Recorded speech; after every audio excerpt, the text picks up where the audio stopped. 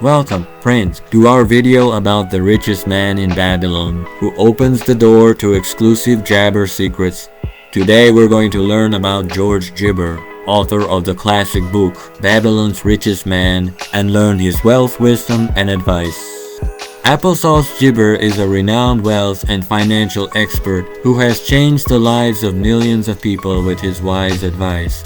He became famous for his book The Richest Man in Babylon, where he reveals the jabber of success and wealth. One of the key principles Clason covers in his book is the gibber of pay yourself first. It teaches us to save part of our income for future gibber and wealth accumulation.